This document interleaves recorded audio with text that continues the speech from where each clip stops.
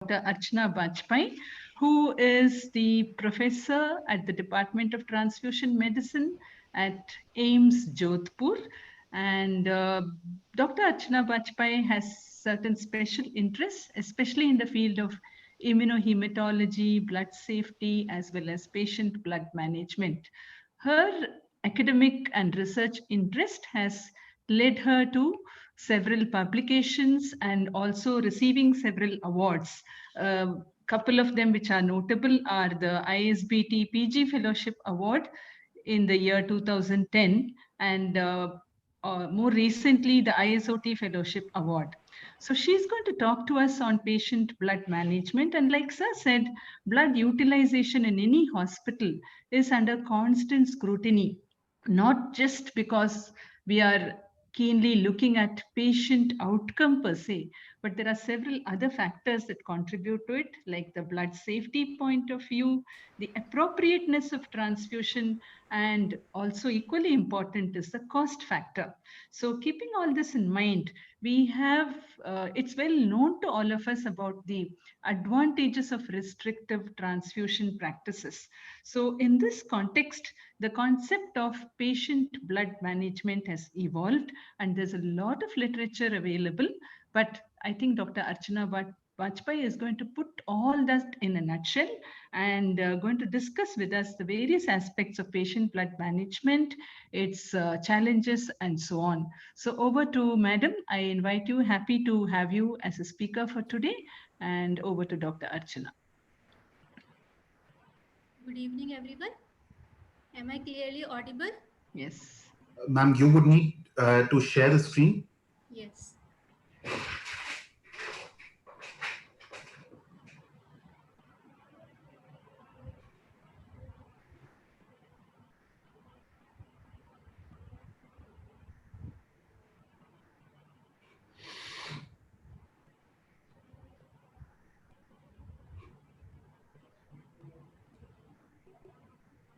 It is visible? Yes, Yeah. ma'am. Yes. Presentation is visible. Now, first, I would like to congratulate and appreciate Team YPF for bringing this platform. And thanks for giving this imperative topic for transfusion practitioners. Thank you, madam, for your kind introduction. And now I will start my topic, patient blood management. In this presentation, I will discuss the patient blood management in following headings. What is patient blood management? And in short, we can say PBM, and why it is required. What are the evidence-based recommendations for transfusion therapy available till date? What is the ideal and recommended ways to practice patient blood management? And how the different types of patient blood management tools are applicable in different types of patient population. So first, I want to say that the focus of blood safety initially or historically was on the transfusion transmitted infections. Initially, we worked on the adequate screening on development of platforms for transfusion transmitted infection diseases and applications of quality management systems in the blood bank, training of the staff, as well as proper manpower, equipments. After working on all these things for 50 years, in last 10 years, there was a paradigm shift in the focus of the blood safety. Now in developed nations, they started working on the clinical transfusion practices, and they started improving the practices, clinical transfusion practices by introducing hospital transfusion committee, policies, making policies, SOPs, guidelines, both institutional as well as the national. Then they started patient involvement and patient-centered decision taking. Then formation of hemovigilance committees for monitoring the human errors as well as the process errors. And finally, the term patient blood management came 15 years back, and it is acknowledged as one of the top 10 key advances in transfusion medicine over the past 50 years. So why we should think about patient blood management? As we all know that transfusion has some known blood risk like transfusion transmitted infections, then transfusion reactions, and the potential effects of immunomodulation of the transfusion. And there is also some unknown blood risk like emerging pathogens, and there is increased risk of mortality and the morbidities in transfusion recipients. The third point is the preservation of the national blood inventory. As we all know that the estimated annual requirement of the blood is 14 million units in the country, and we collected approx 12 million units and there is a perceived shortage of the 2 million units in the country. So patient blood management tools have efficiency to fill this gap of 2 million units. And as we know, the escalating cost of the blood products negatively impacts the health economics as well as increases the financial burden on the country. In medical and surgical disciplines, blood transfusion has been identified as one of the top 5 overused interventions. And it is well documented in the literature that it is associated with negative patient outcome and the increased cost. A good quality of RCTs and the meta-analysis are available, which clearly indicates that the transfusion is resulted in a poor outcome of the patient. Practitioners still continue to transfuse patients outside the recommended criteria and guidelines without sufficient demonstration of benefit to the recipient. Literature suggests that blood transfusion are not only associated with significant risk, but may not provide the desired therapeutic outcome for which the transfusion was prescribed. After this evidence, the WHO endorsed the term patient blood management in 2010. And after that, they constantly urging member states to practice patient blood management since 2010. It means patient blood management is high on our international health agendas. Patient blood management is now recognized and implemented as a standard of care by many countries.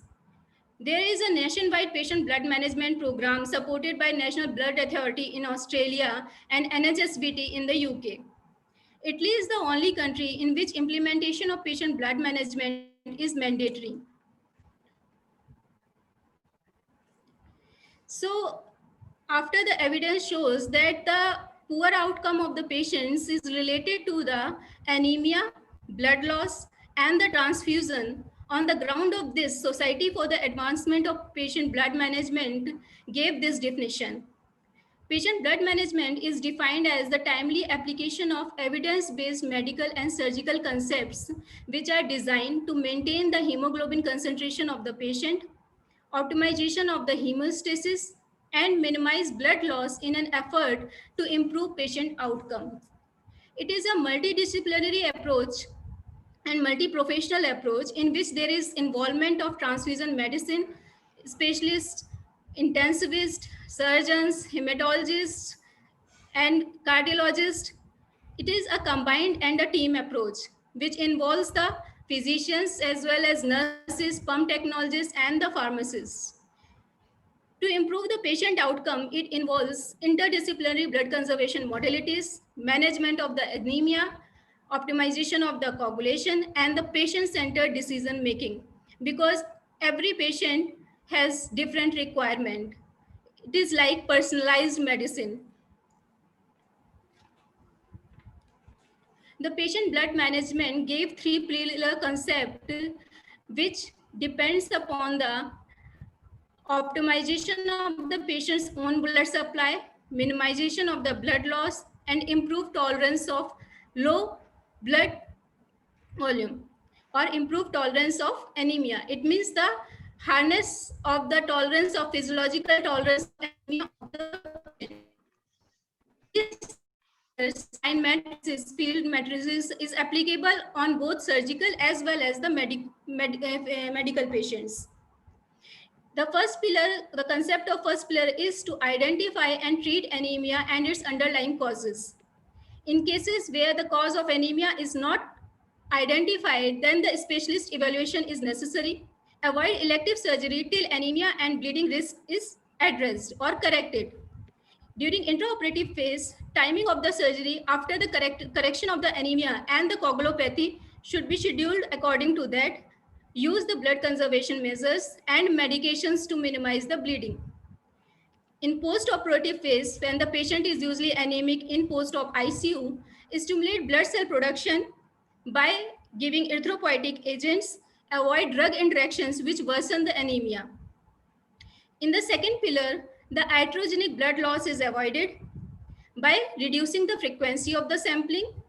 During the intraoperative phase, use the meticulous surgical techniques and the blood-sparing strategies, ANBH, medications to minimize bleeding like Trenexa, then rapid rewarming or maintaining normothermia during the post-operative phase reduces the chances of the bleeding and coagulopathy. Use the blood salvage measures, minimize the frequency of the sampling or iatrogenic blood loss in the ICU, monitor or manage the manage the post-op cases according to that. For physiological tolerance of anemia, assess and optimize the physiological and clinical risk factors of the patient. Because the physiological tolerance of anemia is different in a 20-year-old patient and an 80-year-old patient. So manage the patient according to their physiological as well as the clinical conditions. That means the comorbidities of the patient. It means one size does not fit to all the patients. There is no specific trigger or threshold for transfusion. Each transfusion is based on the clinical evaluation as well as the laboratory values. Don't try to correct only the laboratory values. Here, the clinical condition of the patient is very important. Then the tolerance of anemia can be increased by reducing the requirement of the oxygen by maximize oxygen delivery and minimize oxygen consumption. Avoid treat infections as early as possible and avoid infections during the ICU period, because it is well documented that the transfusion increases the chances of infection in a post-op cases. Always use restrictive transfusion strategies, which is available in evidence-based guidelines. So for creating a patient blood management program, each hospital has a specific requirement, and design the program according to your local institutional requirement. It is important to consider important factors such as infrastructure, staff, equipment, and the economic resources available in your institution. Stepwise selection of the most doable measures is the smart move. So it is important to first identify and implement the most doable measures of PBM that fits into your hospital. PBM does not follow an all or none law. It means there are a variety of PBM tools. You can start with few PBM measures, and after that, you can broaden the implementation of the PBM tools once the PBM program achieves some recognition in your institution or acceptance in your institution. So the next important question is how to implement patient blood management program in your institution. The most important tool is the involvement of key stakeholders in this program. The role of this key stakeholder in patient blood management program is maintaining transparency in the patient findings, communication with the specialties, clinical specialties, networking among the clinicians, educating them, documentation of the findings, and the benchmarking of the goals. Official directives from the MS or hospital transfusion committee can boost your patient blood management program in your institution.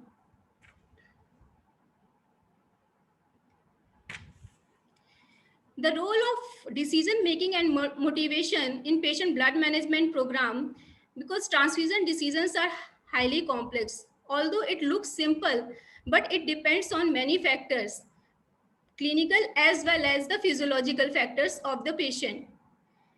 So Clinicians should be motivated to make right decisions with the help of transfusion specialists. Bedside visits and the patient's clinical assessment by transfusion specialists helps in the mitigation of the phobia of legal consequences of not giving transfusion. Recommendations and standard operating procedures and flow charts for the transfusion decision making need to be accessible for supporting the clinical judgment of the clinician. Regular evaluation of effects on outcome through feedback from medical professionals, that is feedback and monitoring of the clinicians, is important for the sustainability of the program.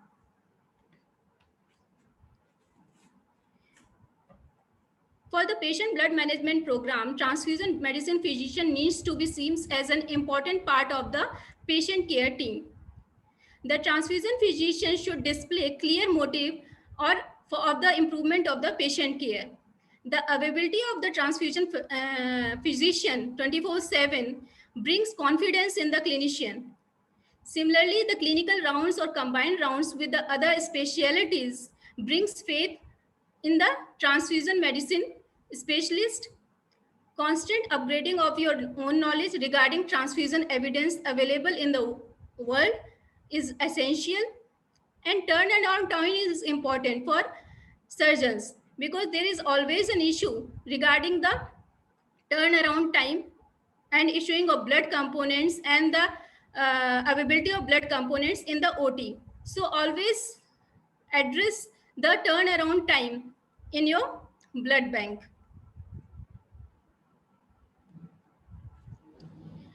For the successful patient blood management program, it is important to do knowledge, attitude, and behavior changes. Development of clinical education materials for the undergraduates and the postgraduate students is required. Always convey evidence-based practices and guidelines to the clinicians. Conduct CMEs on patient blood management. Promote patient blood management research in the form of MD thesis and intramural research grants.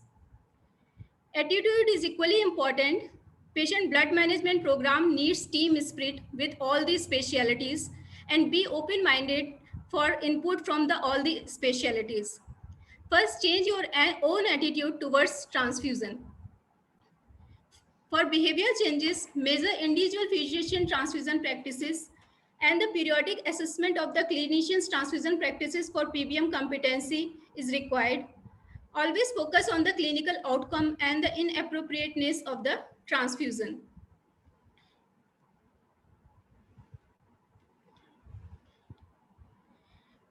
For starting patient blood management program, develop written interdepartmental SOPs and clinical protocols and guidelines, visual aids and checklists of patient blood management tools. These SOPs facilitate implementation, practice, and help in the sustainability of the PBM program. Always have a massive transfusion protocol SOP in place for early initiation of massive transfusion protocol, because early initiation can save blood products. Specific algorithm for high-risk patients is required for specific cases like postpartum hemorrhage, trauma, cardiac surgery, and transplantation of solid organs. It needs a specific algorithms for transfusion decision making, as well as the pre-op and the post-op management of the patient. Then the first pillar of patient blood management, manage pre-op anemia. Anemia management is equally applicable in surgical cases as well as the medicinal cases. Proper anemia management ultimately brings down the requirement of red blood cell transfusions. So in elective surgeries, preoperative anemia management screening is a feasible approach for the implementation. Diagnosis should be ideally 4 to 8 weeks before surgery. But even if the patient comes late, the anemia correction is required and recommended in the literature. Administration of oral or IV iron, vitamin B12 and folic acid as indicated in the diagnosis should be given to the patient. Management of anemia in hospitalized patients or IPD patients and in post-op patients is also recommended in the literature, by IV iron therapy or erythropoietin as required in the patient to avoid the top-up transfusions. Optimize the cardiovascular and pulmonary function to improve the tolerance of anemia by optimizing the oxygenation and decrease oxygen consumption. Ensure the normovolemia of the patient, because if dehydrated patients have more symptoms, and optimize the hemodynamics patients of the patient. This figure illustrates the detection, evaluation, and management plan of the preoperative anemia. According to WHO definition, in females, hemoglobin less than 12 and in males less than 13, the patient is anemic and the anemia evaluation is required and recommended. First, evaluate the iron status of the patient by serum ferritin and transferrin saturation. If it is less than 30 and transferrin saturation is less than 15 to 20%, then correct the iron deficiency of the patient either by oral iron or IV iron if patient is not tolerating the oral iron. If the ferritin in between 30 to 100 and transferrin saturation is more than 20%, then rule out the iron deficiency and inflammation or anemia of chronic disease. Because in anemia of chronic disease, IV iron is recommended. Oral iron will not work. Similarly, if iron stores are adequate, then check for serum creatinine and GFR. If patient is towards CKD, then erythropoietin is indicated. If patient is vitamin B12 or folic acid deficient, then correct the deficiency as needed for the patient. So in case of iron deficient, which is the majority of the cases where the in elective surgeries, almost literature said that 60 to 70% of the patients are operated in iron deficient state. So it should be corrected before. If the diagnosis of iron deficiency is weeks before surgery, then oral iron is recommended. If it is few days before surgery, then you can give intravenous IV iron. If it is due to anemia of chronic disease or CKD, then erythropoietin with or without iron is recommended. Then the next pillar is optimize the coagulopathy in the patient. In surgical patients, first address the coagulopathy. If the patient is on anticoagulant and on antiplatelet drugs, then stop these drugs well before the surgery and manage it. Hemostasis management in hospitalized patients, correct the physiological condition of hemostasis like temperature. Patient should be in normothermia because hypothermia causes the coagulopathy. Correct the pH and the ionized calcium level in the patient. Trenexa is indicated in majority of surgeries, and there is a very good evidence available in favor of Trenexa, which reduces the transfusion requirements significantly in the surgical cases as well as trauma cases and in PPH cases. So empiric administration of tranexamic acid is recommended in cardiac surgeries, orthopedic surgeries like TKR, THR, transplant surgeries, and in massive transfusion protocol or massive hemorrhage.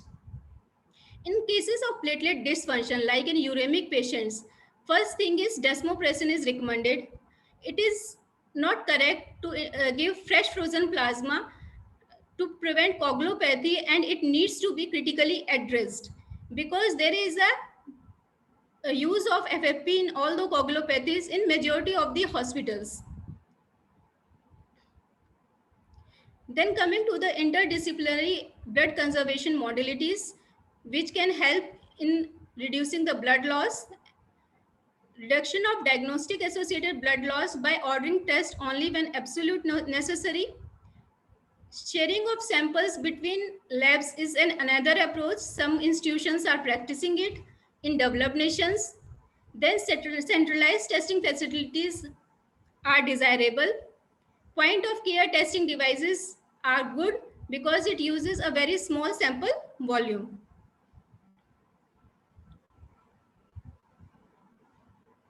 Then coming to the reduction of surgery-related blood loss through advanced surgical techniques like robotic surgery, laparoscopic surgery, in which the blood loss is very minimal.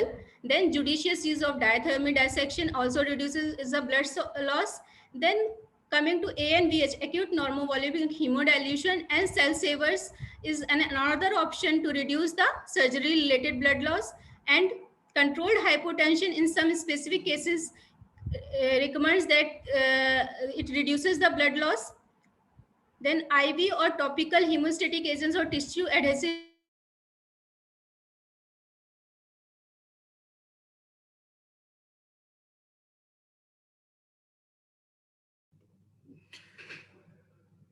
There seems to be some issue blood loss with based the on the patient's risk profile.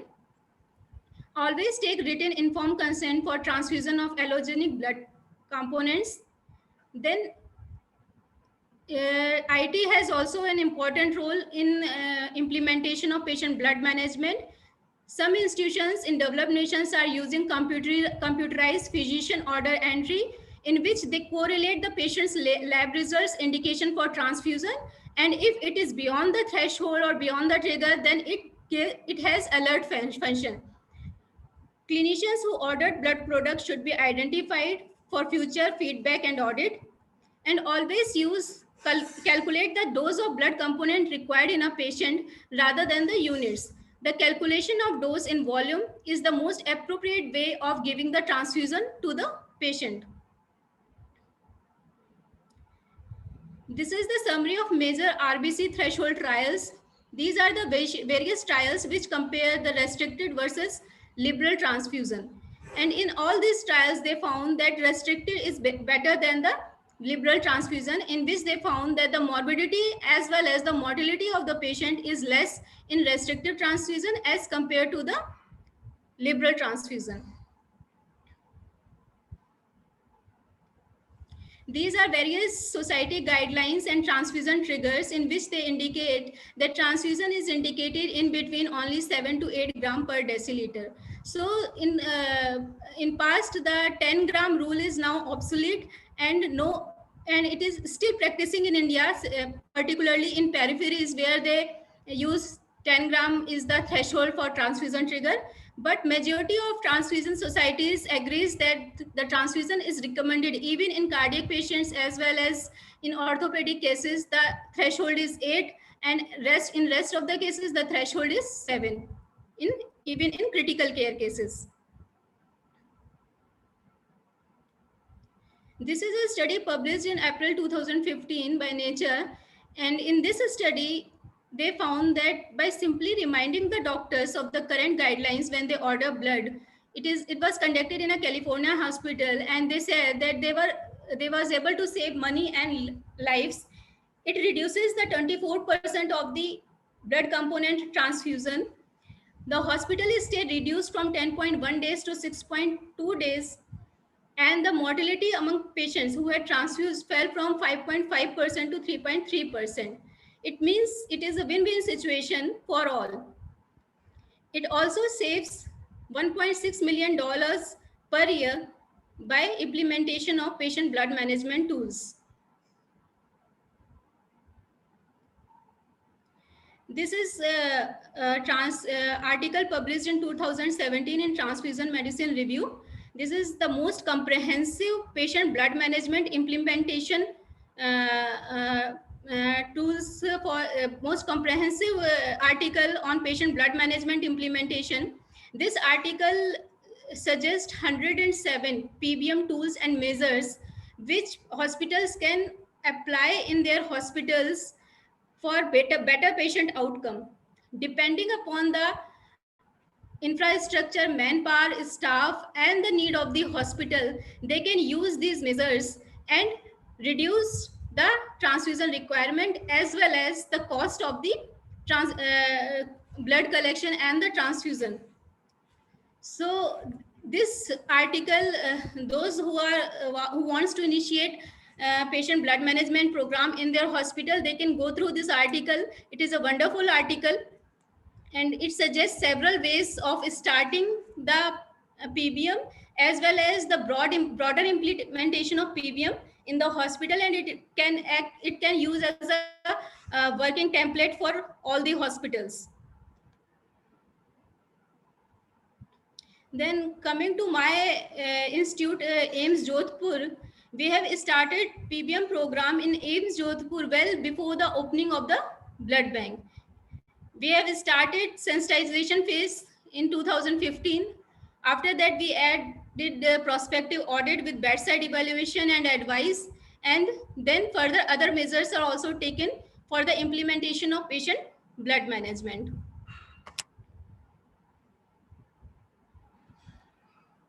During sensitization phase, we raise awareness through seminars and presentations among clinicians, nursing officers regarding the safe transfusion practices.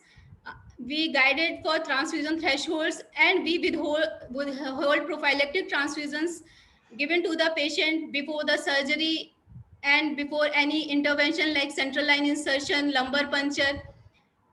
Then after that, we identified the champions of PBM from other departments. Several residents and clinicians are very much interested in patient blood management, and they come with us and coordinated with us for the implementation of this program. After that, we prepared guidelines for transfusion, including indication and the suggested thresholds, which is based on the latest evidence-based medicine. Then prospective audit with bedside evaluation and advice we have started in March 2018, in which we audit all the non-emergent requests with bedside evaluation of the patients by residents of transfusion medicine to inculcate confidence in clinicians in restrictive transfusion thresholds. In emergency requests and the requests coming directly from the OT are audited retrospectively. Bedside evaluation of all medical professionals regarding safe transfusion practices and evidence-based transfusion guidelines is the key for the successful program. The other measures we have taken for the implementation of patient blood management, we have started autologous normovolumic hemodilation in all the eligible surgical cases. We continue sensitization of clinicians towards the management of iatrogenic blood loss due to sampling and anemia management, especially in the elective surgery. And we always remind the use of Trenexa in PPH cases, in trauma cases, in orthopedic surgeries. We always keep on asking regarding the use of Trenexa in these type of surgeries. To reduce wastage and ensure close monitoring of patients, we started the telephonic confirmation after stowing the blood component, so that the transfusion is started within 30 minutes of the issue. It reduces the wastage of the blood units from in the wards and the ICUs. Follow-up visits and patient feedback are undertaken since October 2018. And these are our results. Here you can see in this slide that our blood bank was started in 2015, and our IPD patient load from 2015 to 2019 is almost increased 4 times. But the mean transfusion requirement, PRBC issued to these patients, there is no increasing trend. In fact, it is a decreasing trend of PRBC transfusion in the each IPD patient. Similarly, all units issued, all components, there is a decreasing trend in the use of blood components from 2015 to 2019. But the patient load is increased 4 times. This is the graph which shows the projected demand from 2015 to 2019. As the IPD load is increased 4 times, then the blood and PRBC and blood component requirement should also increase 4 times. But the projected demand of RBC is 8630 units, but we are managing it with 3015 units per year.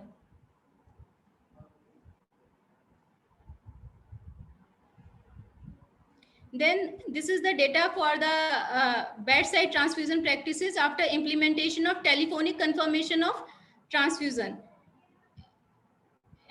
Before the implementation of telephonic confirmation, the 4 parameters we have checked: the pre-transfusion verification of the units and the monitoring of the transfusion.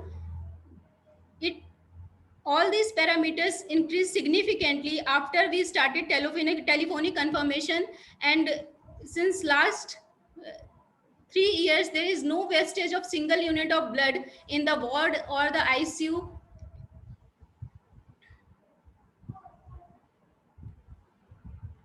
Then in our institute, CTVS department, cardiothoracic surgery department, is the most committed department for PBM measures. They are practicing PBM measures very religiously, and for each patient enrollment, they do detailed evaluation of anemia and correction of underlying cause. They give oral iron therapy in anemic patients, even in borderline patients where iron stores are deficient. In CABG patients, they continue ecosprin till surgery, but those patients who are on double antiplatelet drugs, they stop clopidogrel, stop 5 days prior to surgery. And in those patients who are on high risk of bleeding, they do the detailed evaluation of the coagulation profile of the patient so that it can be corrected accordingly. In intraoperative pressure measures, they use in all the cases where in major surgeries like bypass surgeries and open heart surgeries, they use acute normovolumic hemodilution. They use meticulous surgical techniques during sternotomy to prevent any vascular injury. They control the bleeding within 1 bleeding time so that the coagulation factors are not consumed and diluted. In some cases, particularly in off-pump surgeries, they use cell saver device, and they do retrograde priming in cardiopulmonary bypass to prevent hemodilution. For post-operative measures, they prevent the sudden rise in BP so to avoid vascular suture line bleeding or post-op bleeding or post-op anemia. It prevents. Post-op blood transfusion is done if hemoglobin is less than 7 gram per deciliter in ICU. Close monitoring of brain output and low threshold for surgical re-exploration to avoid excess blood transfusion. At the time of discharge, they prescribe oral iron therapy so that the anemia is corrected, and they used to discharge patient on 9 or 10 hemoglobin without giving any transfusion, just prescribing oral iron therapy. So this is the data of blood component utilization in CTVS department, in which 72.9% of the surgeries are without any transfusion. They use transfusion, 1 unit of transfusion in 11.5% of cases. And allogenic blood is given only in 27.1% cases, which is very less as compared to the previous literature. Mean units of transfusion operated per patient is 0.49, and mean units transfused per transfused patient is 1.57. They do 100% compliance of transfusion triggers or transfusion guidelines, which is available in evidence-based literature. So how all this is feasible? Only by taking regular sessions on patient blood management. Our residents are regularly teaching the residents of other departments regarding the patient blood management tools and the measures which should be taken before giving transfusion. For example, in trauma cases, they always remind to use Trenexa. In PPH cases, they always reminds to use Trenexa. And then in massive transfusion protocol, the proper ratio of the blood components. So all this is possible just because of the very active involvement of transfusion resident in each and every blood request. Then it needs some reorganization of workflows, because majority of the time our residents are in the wards, ICUs, and they do bedside visits. So ample amount of time is invested in this type of visits. Then we have a protocol for the use of antifibrinolytic drugs. Then we do prospective audit of each transfusion request received in blood bank. There is no additional major funding is required for the implementation of patient blood management. Although if you want to purchase some devices like cell saver, it needs extra investment. Otherwise, majority of the measures can be done without any extra funding. This is a beautiful article in which they found that impact of patient blood management monitoring and feedback program on allogenic blood transfusions and related costs. Patient blood management monitoring and feedback program reduced allogenic blood product transfusions by 35%. It is a very significant decrease. And if we are able to achieve this much amount of reduction in transfusion, so there will be no any shortage in the collection and the supply of the blood components. The most sustained effect was on approximately 40% reduction in red blood cell transfusions from 535 per thousand discharged to 319 units. They found that reduction in allogenic blood transfusion led to the savings of around 12 million US dollars. So it is a cost saving tool also, and it is a very cost effective way to manage your inventory as well as the blood products cost. This is a nationwide Turkish movement study to implement patient blood management. So even Turkey has started an initiative for patient blood management to save their national resources. So in this program, they first evaluate, formulate, implement, and re-evaluate the interventions they have taken for reducing the transfusion. This is a very good study. Then this is the first meta-analysis published on multimodal patient blood management program based on 3-pillar strategy, and this was published in Annals of Surgery in May 2019. It is the most recent meta-analysis which is published in patient blood management, and they found that this overall a comprehensive PBM program addresses all 3 PBM pillars is associated with reduced transfusion need of red blood cell units. It lowers the complication rate and the mortality rate, and thereby improving clinical outcome. So it is for the benefit of the patient also, as well as for the benefit of the transfusion medicine specialist, as well as for the institution, or as well as for the nation. The barriers in the implementation, PBM implementation, is the lack of knowledge, unawareness of the latest literature, discoveries, and the new guidelines. Even after knowing the guidelines, people are denying the evidences. So lack of interdisciplinary commitment and communication is another barrier. Lack of resources, like in peripheral health centers, they don't have point of care devices and other means for like Tranexa and other means for reducing the transfusion requirement. Then fear and concerns that clinician autonomy will be breached. This is an important or very barrier in the PBM implementation. And the deeply embedded cultural and institutional hurdles of behavioral changes is another important factor. And lack of national guidelines. There is no national guidelines on patient blood management in our country, despite there is an ample of evidence of the benefit of patient blood management tools and measures. Still we are not working on it. So at the end, I would say patient blood management is described rightfully in terms of patient benefit. Leadership in this field is required, and which stresses treating patients in the most effective manner. Patient blood management preserves the blood supply and ensures the highest level of quality and safety for the patients. AABB, NHSBT, National Blood Authority, Ontario, Canada have already endorsed patient blood management as a standard of care. And it is our ethical responsibility for the national welfare and the development of the nation that we should endorse the patient blood management in our institution and in our national guidelines. This is the patient blood management modules given by National Blood Authority, and these are the beautiful modules, and those institutes who wants to work in this area should go through it, and it is a very valuable guidance from the National Blood Authority for patient blood management implementation. Thank you.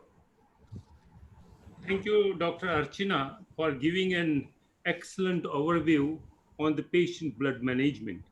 And you have touched on almost all the aspects, what actually needs to be done in the patient blood management. And actually, there should be a committee.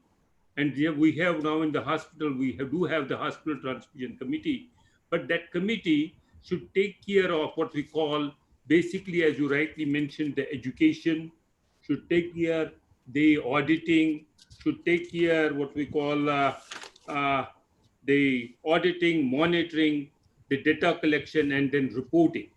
But unfortunately, in our country, we have two settings. Well, you are working in a government premier institution like AIIMS, and the patients, well, they come to your hospital, they are just whatever services you will be providing, well, they are the excellent. But we have another sector, which is the private sector. And in the private sector, when the patient is coming, and even if he is anemic, and the clinician does not like to lose him, and so he gets admitted, patient will say he's coming for a knee replacement surgery. Well, actually, as you rightly pointed out, if there is a patient and he comes with a clinical condition, he needs a knee replacement, but he has an anemia, and actually it needs an evaluation of the anemia, the diagnosis, and treat the anemia first, and then call him. But here in our setting, the most of the anemias are even evaluated while undergoing the surgery. We have patients in the blood banks, the most of the autoimmune hemolytic anemias get diagnosed by the blood banks, because they come, you get a sample for grouping and cross-matching, and you find the difficulties in cross-matching, and then you tell them that this is a problem, and then he gets evaluated. So the difficulties are here, but there's a need to focus on the patient blood management through this committee. But this is not a small task. This is a very, especially all these publications which have come up, either they have come from the UK or they have come from the Australia, they have come from the Spain, where the health services is a national health service. It is not by and large a private health service. So the patient are dependent whatever they are doing to get. But in our setting, 70% of the health services is under the private sector. It is, let me tell you, only 30% of the premier institution like yours, they are in the government sector. But as a transfusion medicine specialist, well, we have now a different role. As I rightly mentioned during my introduction, that we have to take the transfusion medicine to the bedside of the patient. Nowadays, the role of the transfusionist or the transfusion medicine people is not just to sign on the request, issue blood and don't issue blood. The role is that we have to decide whether which patient will need transfusion, what type of the transfusion, the role of leukoreduction, role of the coagulation factors, what is the role of the FFP. Like in the present scenario, when we are talking about the CCP, all these, when then we are talking, well, we are not getting where we don't get into the limelight. Practical difficulty is because we are nowhere visible. We need to put forward our visibility. We need to get and interact with the clinician and to see. But there is again a difficulty because see, we have some of the standalone blood centers. The standalone centers, we do collect the blood, and the blood, once collected, it needs to be utilized. The difficulty is it needs not to be, for example, if it gets wasted. I have seen in some of the centers where there's a blood, we do call the dialysis unit, we do call the wards. Well, we have a blood. If you have a patient, please use it. Well, when you were talking during your lecture. Sir, can we take some questions? So this is, yes, Dr. Ankit. Thank you so much for the input, sir. We can take some questions. So yes, there's one question. But this was just in the context because Absolutely. This is very important. Yes, because questions will, most of the questions will get related to this. Well, with this, we will open up this topic for any questions. Yes, sir. So there's one question in the chat room from Dr. Vijay. What are the major limitations, India specific, that PBM is still not well received and widely practiced in our country? Though I feel Dr. Archana has covered in the presentation, but Dr. Archana, would you like to just re-emphasize the same question?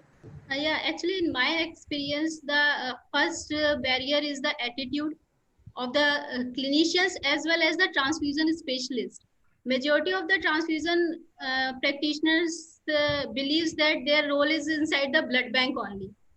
But in our center, most of the time residents roam in the wards, ICUs, and trauma centers in trauma wards, where the patients are actually the recipients. They observe them, evaluate them. For an example, a young female of autoimmune hemolytic anemia, for which the blood transfusion request came to our blood bank. Hemoglobin is 5.6, and the patient is diagnosis is AIHA.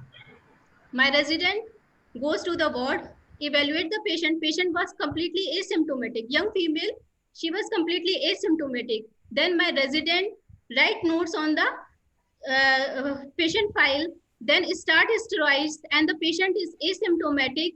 Transfusion is not required. So we are not issuing PRBC to such patient because the patient is completely stable.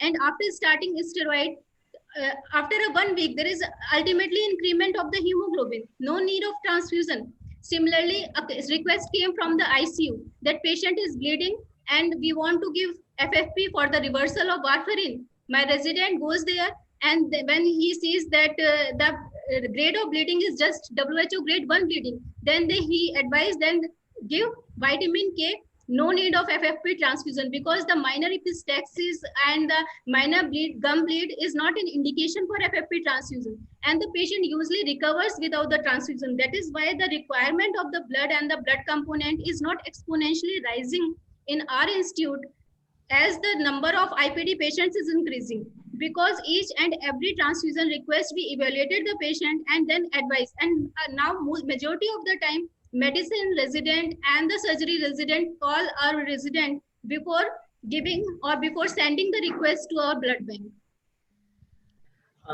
Thank you. Dr. Ankit, one thing, because Yes, basically this approach is practically possible only in a government teaching hospitals. Well, this approach, for example, you are in a blood center, this is a standalone blood center. Well, you are not directly connected with the blood bank. And actually what the country actually needs, we don't need 3,000 blood banks. We need blood collection centers where we have a centrally blood collection and testing centers. And tested blood should get into the blood banks, and that will increase the uniformity of the standards for the blood, and so that there is always a blood available in the blood banks, and the blood banks in the hospital will take care of the clinical utility of the blood, and then we can implement this PBM in a right way.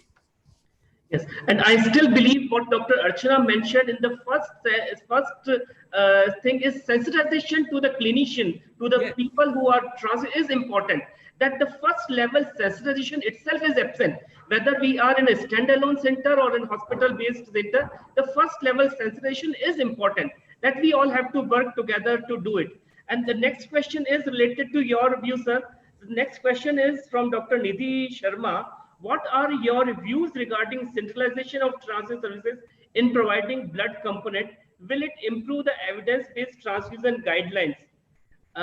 Dr. Archana, would you like to answer? Sir, can you repeat this question? What are your views regarding centralization of transfusion services in providing blood components? Will it improve the evidence-based transfusion guidelines? Yes, I believe in it, and actually my opinion is there should be a transparency, because if recently NHM has given a project on implementation of patient blood management in Rajasthan state government hospitals. So allowing the third person to review the request and to review the data of any blood bank, there is no harm, because it ultimately adds in the evidence and improving the practices as well as in making the future guidelines. So transparency is the important thing which should be allowed in each and every blood bank. Even in my blood bank, any other blood bank authority can come and see the request and the transfusion practices what we are doing here. So there is nothing to hide anything. I think this transparency is required. It can come through centralization or by any other means. Dr. Sita Lakshmi ma'am, do you want to comment anything on centralization of transfusion services as well as on evidence-based transfusion? What I would, am I audible? Yes. What I would actually like to say is, yes, in our nation is a very heterogeneous group. Okay, we have different practices, maybe at the state level, at the city level, at the rural level. The practices are so different. Yes, we have what is the ideal situation and what is practical and feasible. So these are at two ends of the spectrum. And to make the ideal situation happen, yes, we do have a long, long way to go. But whether we have a centralized system or otherwise, I think patient blood management starts at individual level, at clinicians level, at the transfusion specialist level. If each of us incorporate these into our own practices, I think it can go a long way. And all said and done, yes, the points that Dr. Archana spoke about, she spoke about the article which has 107 aspects to this. And I was actually listing out everything that she discussed during her presentation. I was able to note down at least 15 of them, and which all of us can actually put it into our practice. I just wanted to ask Dr. Archana one question.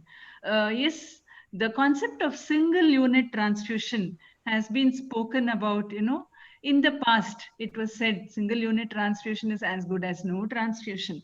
But now those concepts are changing. So I want Dr. Archana to tell us her views on this, and how should a transfusion specialist look at a request for a single unit transfusion. Ma'am, we are honestly practicing this single unit transfusion policy because in particularly from medicine wards, if the request came for a patient whose hemoglobin is 4 and the patient is symptomatic on 4, and after giving single unit transfusion, the symptoms resolve and patient is no more tachycardia and patient is settled, then further transfusion is not advocated and the further correction is done by supplements. Yeah, I think that's a very, very useful point our postgraduates have to take home. So a lot of take home messages. So madam, if you want to highlight 3 important messages for our postgraduates from this extensive presentation, can you just summarize it for the benefit of our PG students here? In terms of patient blood management, I think the residents should see the patient. Whatever the transfusion requests come to your blood bank, go and see the patient, see the clinical, because all of us are MBBS, we can clinically evaluate the patient. And judgment of transfusion request, we can do more properly after seeing the patient. So bedside visits are very important. Next thing is take active participation in cutting down the transfusion. Not only reducing the transfusion, sometimes during bedside visits, they see that this patient needs transfusion or this patient is under transfused and the transfusion is required in this patient, then advise transfusion in such cases. Okay.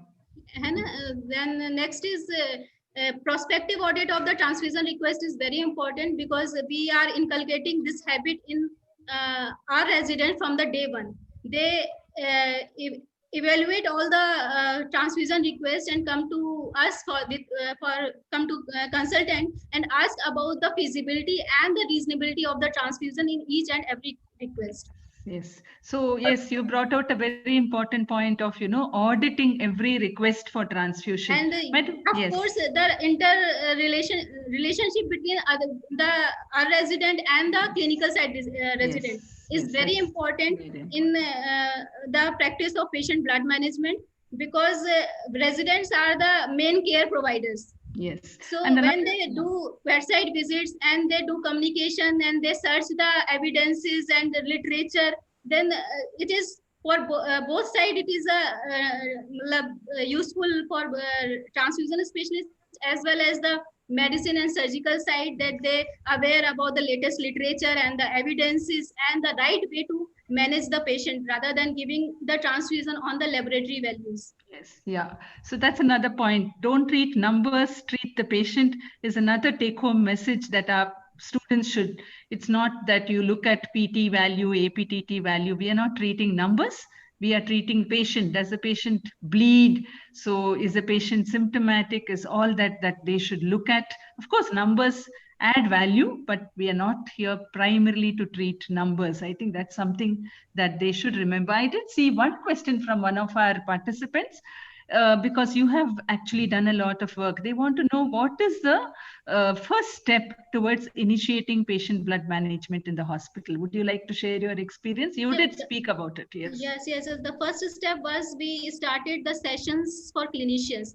We started the grooming of surgeons, anesthetists, and the intensivists, as well as the general physicians, that this is recommended and this is not recommended. And we keep on reminding them that this is recommended and this is not recommended. And sometimes in some there are some behavioral problems with the surgeons also. Then we keep writing on the patient's file, this transfusion is unинdicated. Even though if you want, we will issue.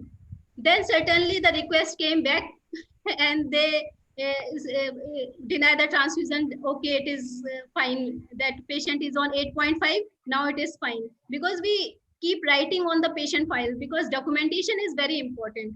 Yes. Because if you give transfusion beyond the indication, if any kind of mortality or fatality occurs, then sometimes patients blame directly to the transfusion only. Yes. So it is always better to document that it is an unинdicated transfusion or unindicated intervention. Several times for the central line insertion and the lumbar puncture, they keep on asking for the FFP. We directly refuse. Communicate, a resident transfer it to me, that talk with my consultant, and the consultant then stop talking to me, because we always talk in terms of literature and the evidences. This is all. Yeah. Anyway, there's one other question which is interesting. Is there a need for a patient blood management committee? Does any institution have it? Or no, is that can transfusion committee? We have any, but we have hospital transfusion committee, and whatever the points and the things we want to implement, we go through it only. Yes, yeah. I think you've answered one of their questions. So are there any more points that does Dr. Makru, Dr. Ankit? Most of the questions we have. I'm sorry to interrupt. I'm really sorry to interrupt. I would just like to remind everybody that there's a link for the certificates for this webinar in the chat box. If you fill this form, we will send you a certificate, official certificate of participation of this webinar. Please go to your chat box, fill up that link. The link has been updated right now by Dr. Mohammad Rafi. Please go ahead, fill that link. You will get the registration certificate. Thank you, Dr. Ankit. Please continue. Yeah, thank you so much, Dr. Archana. It was a nice talk. Still, there are a couple of questions I see, but I just want to tell the audience the questions will be covered the moment Dr. Archana give the permission to share the presentation. If we can share the presentation, I'm sure most of the questions will be covered. Still, if there are some questions, we'll be happy to pass on to Dr. Archana, and when we get the answers, we will definitely come back to you. With this, I would like to, if Dr. Nidhi Bhatnagar is here, I would like to request Dr. Nidhi Bhatnagar to say a few words, and we would like her to show her way of teaching using this webinar at the resident program in the medical college. Yeah, thank you, Dr.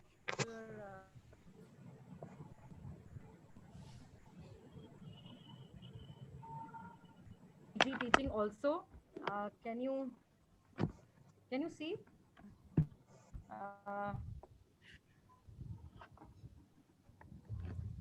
Can you so see? This is the ingenuity of Dr. Nidhi Bhatnagar. Ma'am has converted this webinar into a session of classroom teaching, and we really appreciate her for this effort. Ma'am, would you like to say a few words? Yeah, so I think we are 15 of us. We are maintaining social distance, and we are, participating in this program, beautiful program. I would like to thank YPF committee, Dr. Ekaj and Dr. Ankit. And thank you, Dr. Archana, for a beautiful presentation. And what we do is how in between, we keep on discussing like what is the talk about and whether we are practicing the same or not. So it is definitely very beneficial to all of us here. But when you asked about the certificate, I thought only one person will get the certificate. So I asked you this question, and then all of us will log in. But definitely, it is. We have made use of like a classroom, and for my postgraduate teaching, we'll add it in our teaching schedule. Thank you so much. Thank you so much, ma'am. We really appreciate you taking this effort. We will definitely extend the certificate to all the participants. Dr. Ankit, please take over. Yeah, Dr. Makru, can you requesting you to just put a concluding remarks? Well, I think Archana has taken a very good lecture on the patient blood management. Well, there are a couple of the things which have come up. Whether are we prepared for this? Basically, the only one good thing is, well said, that there is a need to have the education. There is a good interaction, education among the clinicians, so as to put forward that there is a need to have the patient blood management and an evidence-based transfusion practice. The blood is not to be considered as a tonic because there are inherent risks associated with it. Not only the transmission of transmitted infections, there are other immunomodulatory effects which can be there associated with the blood transfusion. And keeping those things in the mind, there is a need to have a very good hospital-based transfusion service. Well, basically, I again and again said there is a need. The country needs to have a centralized blood collection and testing. And then each and every hospital needs to have a tested blood, a uniformly tested blood, and then only that there, for example, Archana said resident doctor, and today all these resident doctors and the doctors of the blood banks get involved in the collection of the blood, preparation of the component, testing of the blood. Well, actually, they should get involved in the transfusion aspects of that is very, very important, because once we are talking that we are no more less than a clinician, and that is practically possible only once we involve ourselves in the transfusion of the blood itself, transfusion of components, PBSC, everything, HLAs and other things, so that we become merely getting involved in the patient care. That is all my message, what I can say. Thank you so much, sir. Over to you, Ekach. I would want to finish this webinar with a warm thanks to our speaker, Ma'am Archana Bajpai, our Honorable Chairpersons, Professor Makru and Professor Sita Lakshmi Subramanian. I would, in the same breath, thank all my team members, Dr. Abu Bakr Mohammad Rafi, Dr. Puneet Jain, Dr. Rizwan Javed, Dr. Suvro Datta, and of course, the charming presenter, Dr. Ankit. Thank you so much for participating. The webinar shall be available as a recording very soon in WhatsApp messages, and also we will send you a link. Dr. Makru has something to say. I want to really compliment Dr. Ankit, Dr. Ajay, the young professional Sir, group, my name is Ekach. new people, and to be honest, I think we have been, that is, well, which is, although, well, I am actually, to be honest, I would have not been the president, and because there is already a president-elect, but you have given us this opportunity to do something academic piece to our doctors. Thank you very much. Thank you, sir. You are far too kind. Thank you, sir. Thank you so much. We will end this webinar now.